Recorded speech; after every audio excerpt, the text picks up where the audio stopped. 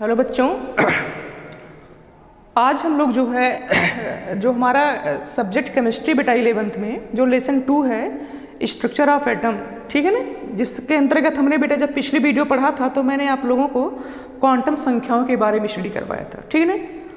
और मैंने आपको क्वांटम संख्या जब पढ़ा दी थी तो उस क्वांटम संख्या के दौरान मैंने आपको बेटा जो है एक न्यूमेरिकल भी दिया था, एक सवाल दिया था और उसके अंतर्गत बेटा मैंने आपको समझाया था किस प्रकार से हम चारों क्वांटम संख्याएं जो हमने पढ़ा है उसको कैसे निकाल सकते हैं, ठीक है। तो आज हम कुछ और जो हमारी प्रॉब्लम्स हैं, जो और भी क्वेश्चन हैं, तो चार और ले करके बेटा हम जो है क्वांटम संख्या को अच्छी तरीके से आज जो है क्लियर कर लेते हैं, ठीक है ना। तो आइए हम लोग जो है क्वांटम संख्या के ऊपर बेटा कुछ जो क्वेश्चन है उसको बेटा हम जो है सॉल्व करते हैं। हमारा क्वेश्चन बेटा है जैसे है, एक क्वेश्चन है कि यदि n बराबर 4 हो, कितना हो बेटा 4 हो, तो सभी क्वांटम संख्याओं के मान ज्ञात कीजिए। सभी क्वांटम संख्याओं के मान ज्ञात कीजिए। सभी क्वांटम संख्याओं के मान ज्ञात कीजिए। ज्ञात कीजिए। ये हमारा क्वेश्चन है जो क्वांटम संख्या पर आधारित है। हमने क्वांटम संख्या आपको पढ़ा दिया है, एग्जाम्पल भी एक बेटा हमने लिया था। आज दूसरा क्वेश्चन हमने इसी पर लिया कि यदि हमारा n बराबर 4 हो, यदि हमारा n बराबर कितना हो 4 हो, तो सभी क्वांटम संख्याओं के मान ज्ञात कीजिए। तो कैसे निकालेंगे? तो सबसे पहली बात यह है कि आप जानते हैं, मैंने आपको बताया था कि जितनी प्रकार की क्वांटम संख्याएं होती हैं सब बेटा एक दूसरे पर निर्भर करती हैं, ठीक है ना। तो यहाँ n बराबर 4 दिया गया, इसका मतलब जो n है बेटा वो मुख्य क्वांटम संख्या है।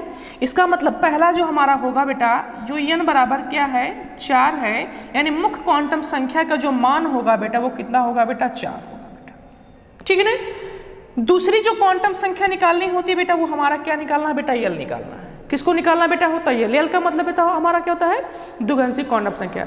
और जो द्विगुणित क्वांटम संख्या होती है बेटा वो n के मान पर निर्भर करती है। और आप जानते हैं कि जो n का मान होता है बेटा, चूंकि वो 0 तो होता नहीं है, जो यल का मान होता है वो यल बराबर मान मैंने बताया था 0 भी होगा 1 भी होगा, इसके अकॉर्डिंग बेटा 2 होगा और कितना होगा बेटा 3 होगा बेटा। यानी n बराबर अगर 4 है तो यल के कुल कितने मान होंगे बेटा 0 होगा 1 होगा 2 होगा और कितना होगा बेटा 3 होगा। कैसे होगा? मैंने आपको सूत्र बताया था कि अगर कभी यल का मान निकालना होगा तो क्या होता है बेटा, इसका सूत्र तो 0 होता है, फिर बेटा ब्रैकेट में क्या होता है n माइनस कितना होता है बेटा 1 होता है बेटा। क्योंकि आप देख रहे हैं कि n का मान कितना दिया गया 4 है, तो यल का मान कितना होगा बेटा, तो आप क्या करते हैं बेटा n का वैल्यू रखते हैं 1 से घटा देते हैं। तो अगर आप घटाएंगे कितना आएगा बेटा 3 आएगा। तो सबसे पहले 0 तो रहेगा, लेकिन 3 से पहले भी कुछ संख्याएं होती हैं, वो कौन कौन सी है बेटा?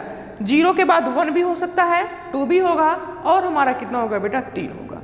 तो अगर n बराबर 4 है तो यल का जो संभावित मान होते, जो कुल मान होंगे बेटा वो कितने होंगे? 0 होगा 1 होगा 2 होगा और कैसे होगा बेटा 3 होगा। कैसे कैलकुलेट किया? एक सूत्र होता है बेटा कि अगर कभी भी हमें n का मान दिया गया और यल का मान निकालना हो तो उसके लिए सूत्र यल बराबर 0 n-1 से हम बेटा जो है निकाल सकते हैं, ठीक है ना। अब हमारा जो दूसरा आंसर था बेटा ये तो हमने निकाल लिया कि यल का मान बेटा 4 होगा। कौन कौन होगा बेटा? वो भी 0 होगा 1 होगा 2 होगा और कितना होगा बेटा 3 होगा। तीसरा जो हमारा होगा बेटा वो किसको निकालना हमको होता है बेटा m का मान निकालना है। किसको निकालना होता है बेटा? m को निकालना। अब हम जानते हैं कि जो m का मान होता है बेटा वो यल पर निर्भर करता है। तो अगर यल बराबर अगर 0 है तो m बराबर कितना होगा बेटा 0 होगा, क्योंकि आपका सूत्र मैंने बताया था बेटा कि किसी भी m के लिए जो यल का मान होता था मैंने पढ़ाया था -l 0 फिर कितना होता बेटा +l होता है बेटा। ये सूत्र है कि अगर m का मान दिया गया हो यल का मान निकालना हो तो सूत्र मैंने बताया था कि m बराबर होता -l 0 फिर कितना होता बेटा +l होता है बेटा। तो यहाँ पर देखिए अगर यल बराबर हमने 0 लिया तो m का मान अगर रखेंगे बेटा तो टोटल कितना होगा बेटा 0 होगा। उसी प्रकार से अगर यल बराबर 1 हो, यानी अगर यल बराबर कितना हो 1 हो तो m बराबर कितना होगा बेटा, अगर वैल्यू रखेंगे तो पहले माइनस कितना होगा 1 होगा, फिर 0 होगा, फिर कितना होगा +1। बस समझ में आ रहा है ना। उसी प्रकार से अगर यल बराबर अगर हमारे पास कितने दिए वैल्यू 2 दिया जाए तो m का मान कितना होगा बेटा पहले आपका होगा -2, फिर -1, फिर 0 +1, आगे क्या होगा बेटा +2 होगा बेटा। क्लियर है? अभी भी आप देख रहे हैं l बराबर अगर 3 दिया जाए, चूंकि हम जानते हैं कि मुख्य क्वांटम संख्याएं जो एक दूसरे पर निर्भर करते हैं, अगर l बराबर 3 है तो m का मान सबसे पहले -3 होगा, फिर -2 होगा, फिर -1 होगा, फिर क्या होगा बेटा 0 +1 +2, आगे होगा हमारा +3 होगा बेटा। ओके, तो इस प्रकार से हम लोगों ने क्या देखा कि अगर हमें m का मान निकालना है तो हम जानते हैं कि जो m का मान होता है वो l के मान पर निर्भर करता है, और l के मान हम जानते 3 दिए हैं, 0 है, 1 है, 2 है और कितना बेटा है 3 है।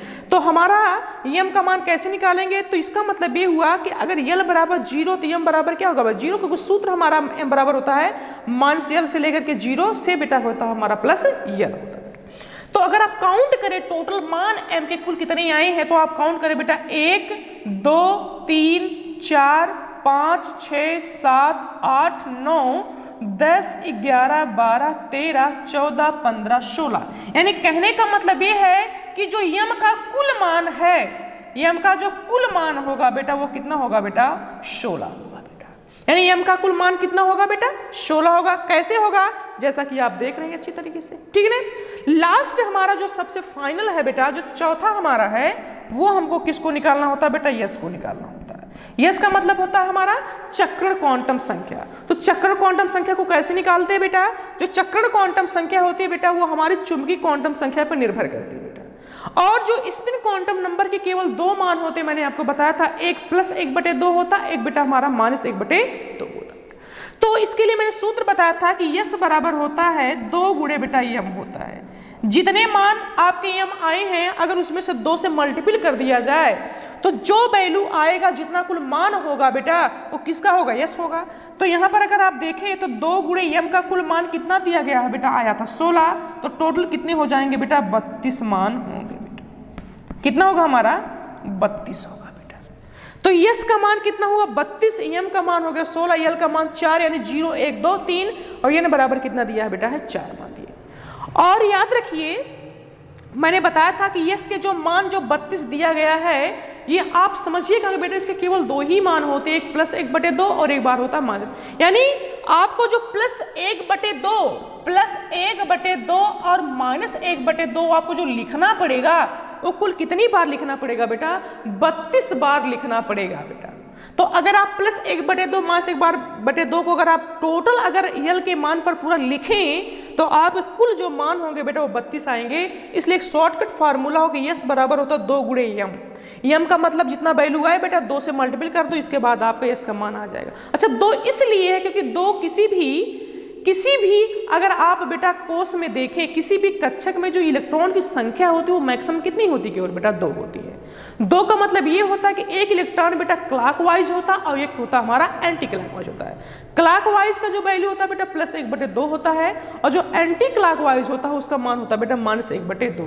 तो इस प्रकार से मैंने क्वेश्चन बेटा दिया था n बराबर 4 अगर दिया तो उसको कैसे निकालेंगे सभी क्वांटम संख्याओं के मान, तो बड़े आराम से आप जो निकाल सकते हैं। चूंकि मैंने बता दिया पहले कि प्रत्येक क्वांटम संख्या जो होती है वह एक दूसरे के ऊपर क्या होती है बेटा? निर्भर होती है बेटा। तो अगर आपने देखा होगा, आप समझे होंगे कि अच्छी तरीके से कि कैसे कैसे निकाला गया है, तो आप इसको अच्छी तरीके से इस क्वेश्चन को समझ करके इसी पर आधारित बेटा अगर जैसे मैंने लिखा वैल्यू करिए n बराबर 4 है, n बराबर बेटा 3 है, जैसा कि कल मैंने बताया था, क्वेश्चन को लिख करके बड़े आराम से आप बेटा इसको कैलकुलेट कर सकते हैं बेटा। ठीक है, तो ये हमारा आज का पहला क्वेश्चन था जिस पर हमने बेटा सभी क्वांटम संख्याओं के मान को जो है निकालना है। अगला क्वेश्चन मैं दे रहा हूं। अगला क्वेश्चन ये है बेटा कि यदि n बराबर अगर मान लो 3 हो तो l और m के कुल मान ज्ञात कीजिए।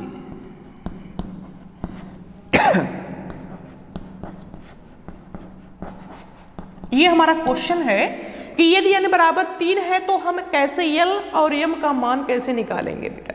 ठीक है ना, यहाँ पर इसका मान क्वेश्चन नहीं दिया गया है, यहाँ पर दिया है कि अगर n बराबर 3 हो तो l और m के कुल मान कितने होंगे बेटा। तो मैंने बताया है आपको पहले ही कि कभी भी किसी भी क्वांटम संख्या का अगर मान आपको निकालना है तो सबसे पहले बात तो आपको ये याद होना चाहिए कि कैसे एक दूसरे के ऊपर क्वांटम संख्याएं निर्भर होती है बेटा। जो क्वांटम संख्या हमारी 4 हैं, आपने देखा भी है, पढ़ा भी है कि मुख्य क्वांटम संख्या, द्विगंशी क्वांटम संख्या, चुंबकीय क्वांटम संख्या और बेटा चक्र क्वांटम, यानी प्रत्येक क्वांटम संख्या जो अगर नीचे से देखें कि एक दूसरे के ऊपर क्या होती है बेटा, निर्भर होती है। तो अगर हम इसको बेटा क्वेश्चन को सॉल्व करें, अगर हम इसको सोल्यूशन देखें अच्छी तरीके से, तो आप क्या पाएंगे कि n बराबर जो दिया गया बेटा ये 3 दिया गया है, यानी मुख्य क्वांटम संख्या का मान ऑलरेडी क्या किया गया है, दिया गया बेटा। तो हम l का मान कैसे निकालेंगे बेटा, तो l का मान निकालने के लिए मैंने एक सूत्र बताया था बेटा, अभी आपको बताया था कि l का मान कभी भी अगर निकालना होता तो बेटा इसका मान 0 से लेकर के बेटा n माइनस कितना होता है बेटा 1 होता है। समझ में आ रहा है ना कि अगर कभी भी हमें l का मान निकालना हो तो इसके लिए फार्मूला होता है 0 से n माइनस बेटा कितना होता है 1। तो अगर आप वैल्यू देखें, अगर n का मान बेटा अगर आप यहाँ इस सूत्र पर रखें तो कितना आएगा बेटा 2 आएगा, तो l का मान कितना होगा 0 1, आगे कितना होगा बेटा 2, ठीक है ना। तो l के कुल कितने संभावित मान होंगे बेटा, 3 मान होंगे, 0 होगा, 1 होगा और कितना होगा बेटा हमारा 2 होगा बेटा, ठीक। अगला हमारा जो है सोल्यूशन के तौर पर बेटा तीसरा जो हमारा होगा, ये 2 हो गए हमारे।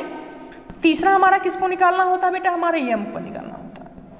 और हम जानते हैं कि जो m का मान होता है बेटा वो किस पर निर्भर करता है, l पर नहीं करता है। तो किसी m के लिए जो है, m के लिए जो मान l का होता है वो मान से l से 0 और हमारा कितना होता है प्लस l होता है। तो अगर हमें m का मान निकालना है तो कैसे निकालेंगे, चूंकि m का मान किस पर निर्भर करता है बेटा, l पर निर्भर करता है। तो l के कितने मान दिए, 0 दिया गया, 1 और कितना बेटा 2 है।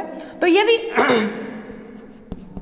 यदि l बराबर बेटा 0 हो तो m का मान भी कितना होगा बेटा, केवल कितना होगा 0 होगा। उसी प्रकार से अगर l बराबर अगर आपका बेटा 1 है तो m का मान कितना होगा बेटा, एक बार -1 होगा सूत्र पर रखेंगे इस तरह से, फिर 0 होगा, फिर प्लस कितना होगा बेटा 1। समझ में आ रहा है ना। उसी प्रकार से अगर हमारा m का मान बेटा कितना दिया जाए, अगर l का मान दिया गया बेटा 2 है जैसा कि देख रहे हैं, तो l का जो मान होगा बेटा वो पहले एक बार +2 होगा, सॉरी -2 होगा, फिर -1 होगा, फिर 0, फिर +1, आगे कितना होगा बेटा +2 होगा बेटा। समझ में आ रहा ना। तो अगर सब वैल्यू कैलकुलेट करें देखें तो कितना मिलेगा बेटा, l का मान 1, फिर हो गया बेटा हमारा, देख पा रहे हैं 1 2 3 4 5 6 7 8 9। इसका मतलब ये हुआ कि जो l का कुल मान होगा, l का जो कुल मान होगा बेटा वो कितना होगा बेटा 9 होगा बेटा। तो l का कुल मान 9, l का मान बेटा कुल 3, 1 2 3 और n का मान कितना है बेटा 3 है। तो इस प्रकार से अगर हम चाहें तो प्रत्येक क्वांटम संख्या का मान जो है बेटा आराम से निकाल सकते हैं। अगर क्वेश्चन ऐसा दिया जाए तो आप जो किसी भी क्वांटम संख्या का मान जो है बड़े आराम से निकाल सकते हैं बेटा, ठीक है।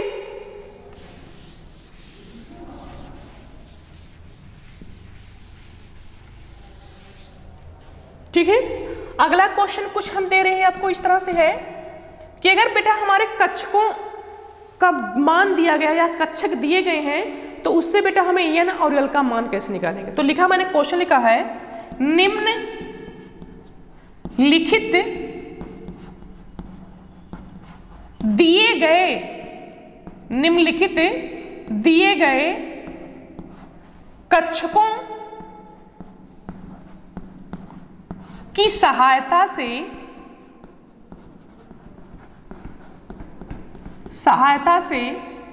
n और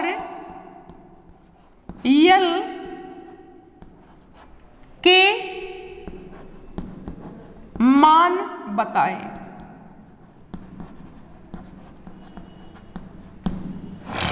समझ में आ रहा है ना, क्या क्या दिया जाए। जैसे दिखा बेटा है 2s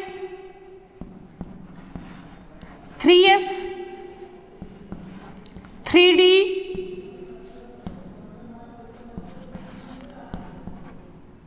4d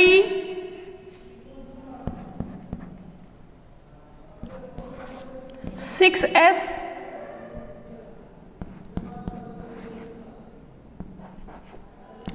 3p। कुछ मैंने इस तरह से बेटा क्वेश्चन दिया है कि ये जो कक्षक दिए 2s 3s 3d 4d 6s और बेटा क्या है 3p दिया गया है, इससे हमें ये निकालना है कि इसमें n और l का मान क्या होगा बेटा, ठीक है ना। तो आइए हम लोग जो सॉल्व करते कर इस तरह से कुछ क्वेश्चन दिए जाएं तो इससे हम लोग कैसे जानेंगे बेटा, ठीक है। तो अगर हम पहली बात करें a की बात करें, इसमें 2s जो दिया गया है तो यहाँ पर जो संख्या दिया गया है, मैंने आपको बताया था कि जो संख्याएं दी जाती है बेटा एक्चुअली वो मुख्य क्वांटम संख्या होती है बेटा, और जो कक्षक होते हैं बेटा, जो s कक्षक होता है, p कक्षक, d कक्षक होता है बेटा है, उसकी जानकारी जो हमें देता है बेटा वो हमारा क्या होता है बेटा, l देता है बेटा, ठीक है। तो मैंने आपको बताया था, पढ़ाया भी था अच्छी तरीके से कि अगर l बराबर बेटा 0 तो वो हमने बताया तो उसको s कक्षक कहते थे। कौन सा कक्षक कहते थे बेटा, s कक्षक, ठीक। अगर l बराबर बेटा 1 दिया गया हो तो वो हमारा कहीं ना कहीं बेटा होता है p कक्षक होता है। कौन सा कक्षक होता है बेटा, p कक्षक। उसी प्रकार से अगर l बराबर बेटा 2 हो तो वो कौन सा कक्षक होता है, d कक्षक होता है। और अगर वही l बराबर बेटा 3 होता है तो वो हमारा कौन कक्षक होता है, f कक्षक होता है। मैंने बात बताई थी आपको कि अगर l बराबर 0 तो इसका मतलब वो s कक्षक की बात की गई थी। अगर l बराबर 1 है तो p कक्षक होगा, अगर l बराबर 2 हो तो d कक्षक, अगर l बराबर 3 हो तो बेटा वो क्या होगा, f कक्षक। और कक्षकों से पहले जो गिनती लिखी जाती है, जो संख्या लिखी जाती है बेटा वो क्या होता है बेटा, वो हमारी मुख्य क्वांटम संख्या होती है। तो पहला जो क्वेश्चन 2s लिखा गया, अगर इसमें से अगर आपसे पूछें कि इसमें n और l क्या होगा, तो यहाँ पर अगर n का मान पूछा जाए तो कितना होगा बेटा, जाहिर सी बात कितना होगा, 2 होगा, जो कि जो कक्षक से पहले गिनती लिखी जाती है बेटा वो किसके बारे में जानकारी देती है, मुख्य क्वांटम संख्या के बारे में बताती है या कोषों के बारे में जानकारी देती है बेटा। तो जो 2 आया है वो n का मान कितना है बेटा, 2, तो l का मान कितना होगा, अभी मैंने बताया था अगर s कक्षक दिया गया है तो l का मान कितना होता है बेटा, 0, तो यहाँ पर l का मान कितना होगा बेटा, 0 होगा बेटा। बात समझ में आ रहा है कि नहीं आ रहा है, ठीक है। तो ये हमारा पहला आंसर हुआ। उसी प्रकार से जो b वाला क्वेश्चन दिया गया है बेटा, अगर इसमें देखें दिया क्वेश्चन 3s, तो 3s के लिए अगर आप n का मान जानना चाहते हैं तो n का मान कितना होगा बेटा, 3 होगा गिनती के रूप में। और जो s है इसका मतलब l का मान अगर आप जाने तो l का मान 0 होता है, तब उस समय कौन सा कक्षक होता है, s कक्षक, तो इसका मतलब l का मान बेटा क्या होगा, हमारा 0 होगा बेटा। बात समझ में आ रहा है ना। उसी प्रकार से अगर हम और क्वेश्चन की बात करें, अच्छी तरह समझें, मैं यहां पर थोड़ा सा मिटाना चाहूंगा इस क्वेश्चन को।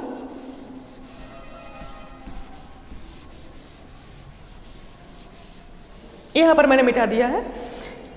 सी अगर क्वेश्चन देखें बेटा, सी वाला हमारा क्या दिया, 3D कक्षक के लिए दिया गया है। 3D कक्षक की बात हम करें तो 3D कक्षक में अगर हमें n का मान निकालना होगा तो n का मान कितना होगा बेटा, 3 होगा। तो l का मान कितना होगा, चूंकि d कक्षक है तो d कक्षक के लिए मैंने बताया था कि d कक्षक के लिए l का मान कितना होता है बेटा, 2, तो इसका मतलब कितना हो जाएगा बेटा, 2 होगा। अगला क्वेश्चन बेटा क्या हमारा d का क्वेश्चन क्या है, 4D है।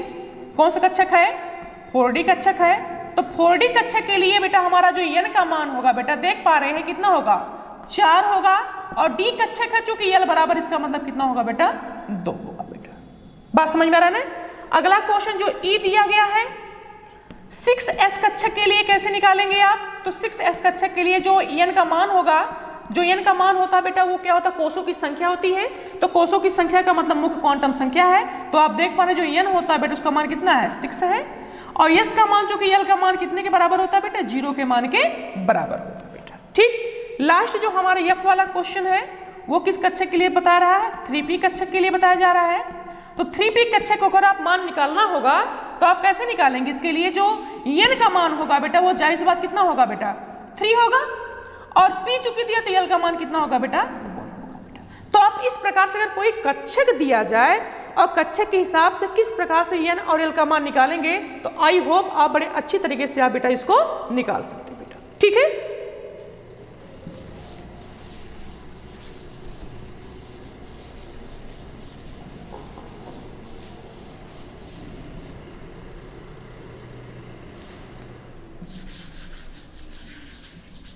उसी प्रकार से अगर और क्वेश्चन में दूं कि यदि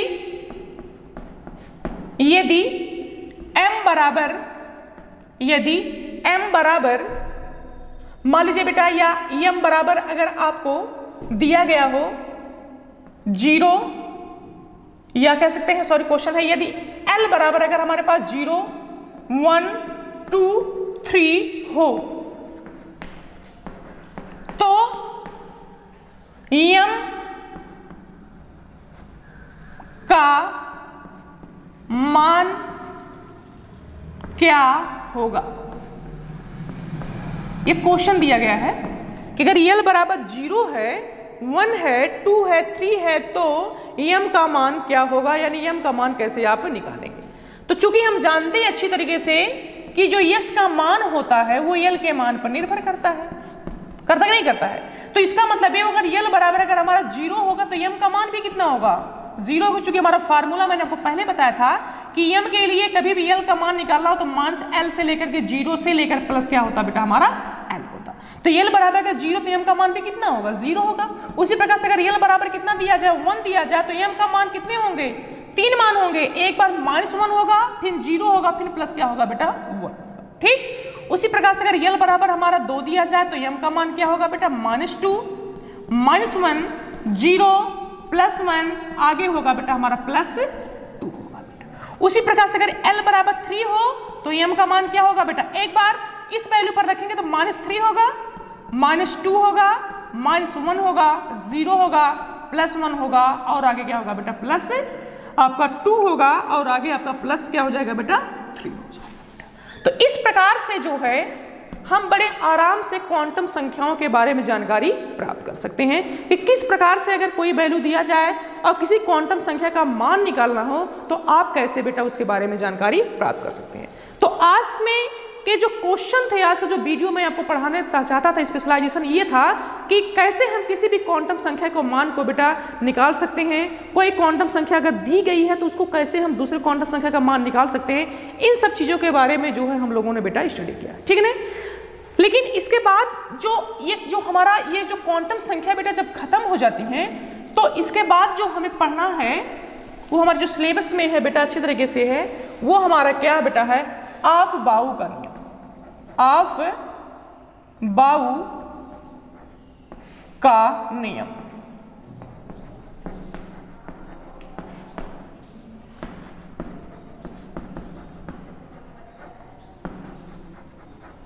आबाउज ला बेटा, ठीक। आबाउ का नियम पढ़ना है। इसके बाद ये आबाउ का नियम है क्या, इसके लिए बेटा क्या करना होता है, इसके लिए बेटा हमें कक्षकों के बारे में जानकारी प्राप्त होती है कि कौन सा कक्षक बेटा सबसे पहले आता है।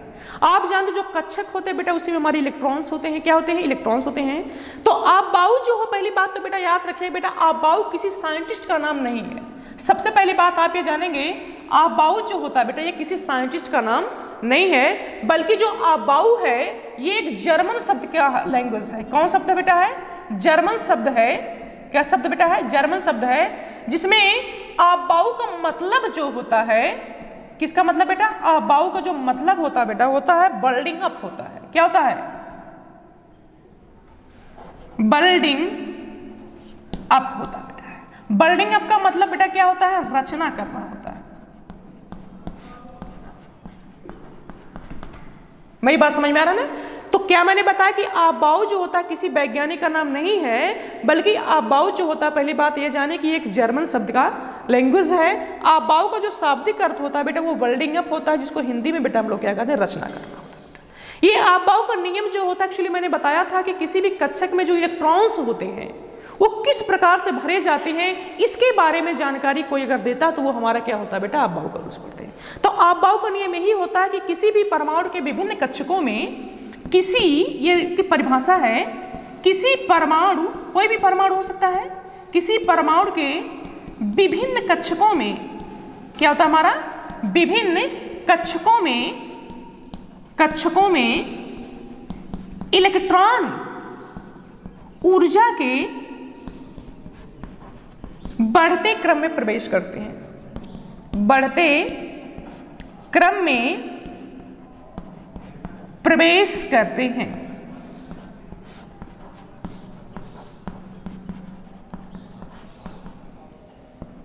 ये स्टेटमेंट है आबाउ का रूल क्या है कि कोई भी अगर आपका एटम है, एटम होगा तो बेटा उसमें क्या होंगे बेटा, कक्षक होंगे। अगर कक्षक होगा तो उसमें बेटा हमारा क्या होगा, इलेक्ट्रॉन्स होगा। सिंपल सी बात है कि अगर हमारा कोई एटम है तो एटम जो होता है बेटा उसमें क्या होता है, कक्षक होते हैं, और कक्षक होगा तो उसमें हमारा क्या होगा बेटा, इलेक्ट्रॉन्स होगा। तो आबाउ का रूल यही है कि बेटा कि जितने प्रकार के हमारे कक्षक होते हैं उसमें जो इलेक्ट्रॉन्स होता है उसको भरा कैसे जाता है, तो ये जो इलेक्ट्रॉन भरने का जो सिचुएशन होता है बेटा वो ऊर्जा के किस क्रम में होता है बेटा, बढ़ते क्रम में होता है। इसका मतलब जो सबसे पहले जो आपका कक्षक आएगा बेटा उसकी एनर्जी क्या होगी बेटा, कम होगी। जो उसके बाद का जो कक्षक आएगा बेटा उसकी एनर्जी क्या होगी बेटा, ज्यादा होगी। अगर मान लीजिए मैंने आपको दो कक्षक दिए हैं, एक 1s कक्षक दिया, एक बेटा 2s कक्षक दिया है, तो 1s कक्षक और 2s कक्षक का लॉजिक का मतलब यह है कि जो कक्षक है इसमें इलेक्ट्रॉन्स कैसे भरने हैं। सबसे पहले इलेक्ट्रॉन किस में आएगा, 1s में आएगा कि 2s में आएगा। तो इसके लिए जानकारी हमें जो देता है, जो रूल्स देता है वो हमारा क्या होता है, आपबाउ होता है। तो आपबाउ का रूल्स यही है कि जितने प्रकार के हमारे कक्षक हैं उसमें जो इलेक्ट्रॉन्स होते हैं वो हमेशा ऊर्जा के बढ़ते क्रम में प्रवेश करते हैं। इसका मतलब जो सबसे पहले कक्षक आएगा बेटा 1s होगा और जो दूसरा होगा वो क्या होगा बेटा, 2s होगा। क्या होगा, 2s होगा। तो इसका मतलब जो सबसे पहला इलेक्ट्रॉन भरेगा बेटा सबसे किस में भरेगा, पहले 1s में जाएगा, फिर जो इलेक्ट्रॉन्स बचेंगे वो किस में जाएगा, हमारा 2s कक्षक में प्रवेश करेगा। तो जो कक्षक सबसे पहले आएगा उसकी जो एनर्जी होगी बेटा वो क्या होगी, लो होगी। जो उसके बाद वाला कक्षक होगा उसकी एनर्जी क्या होगी बेटा, ज्यादा होगी, क्योंकि ऊर्जा का जो फ्लो होता है, जो बहाव होता है वो निम्न ऊर्जा स्तर से होता है। किस ऊर्जा स्तर से होता है, निम्न ऊर्जा स्तर से कहां चला जाता है बेटा, उच्च ऊर्जा स्तर में जाता है। ठीक ना। तो इलेक्ट्रॉन जो भरने का जो सिचुएशन होता है वो कुछ इसी प्रकार से होता है कि सबसे पहले इलेक्ट्रॉन जो होगा निम्न ऊर्जा स्तर में जाएगा, जब इलेक्ट्रॉन भर जाएगा तब कहां जाएगा बेटा, वो उच्च ऊर्जा स्तर में जाएगा। तो आपबाउ का जो रूल है वो कुछ इसी प्रकार से है कि जितने भी प्रकार के हमारे कक्षक हैं उसमें जब भी हमें इलेक्ट्रॉन को भरना होता है तो इलेक्ट्रॉन को जो भरने की जो सिचुएशन होती है वो हमेशा ऊर्जा के किस क्रम में होता है, बढ़ते क्रम में होता है। और भी चीजें हैं कि कैसे कैसे हम कक्षक को जानेंगे कि कौन सा कक्षक पहले आएगा, कौन कक्षक बाद में आएगा। इसको जब आपको नेक्स्ट वीडियो लेकर आएंगे तो बेटा आपको बताएंगे कैसे भरा जाता है। तो आज का वीडियो देखने के लिए थैंक्स, धन्यवाद।